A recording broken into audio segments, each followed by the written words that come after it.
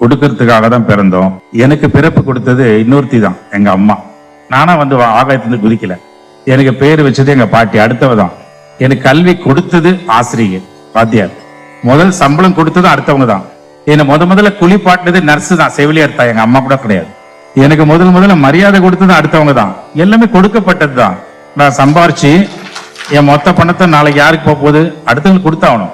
முதல் குளியலும் அடுத்தவங்க தான், இறுதி குளியலும் அடுத்தவங்க தான் கொடுக்க போறாங்க. முதல் மரியாதையும் அடுத்தவங்க தான், இறுதி மரியாதையும் அடுத்தவங்க தான் கொடுக்க போறாங்க. அப்ப எல்லாமே கொடுக்கப்பட்ட போது அப்ப நான் எதுக்கு இருக்கேன்? வெறும் வாங்கறதுக்கா? பெறுவது தர்மம் அல்ல, கொடுப்பது மட்டும்தான் தர்மம். தர்மமித்திரன்.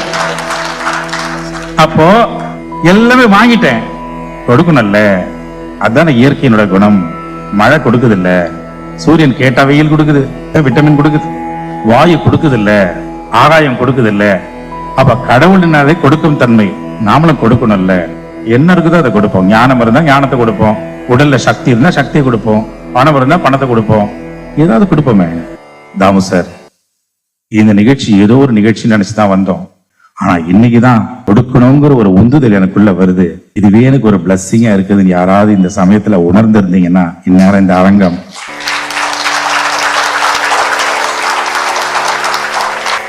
நன்றி, வணக்கம்.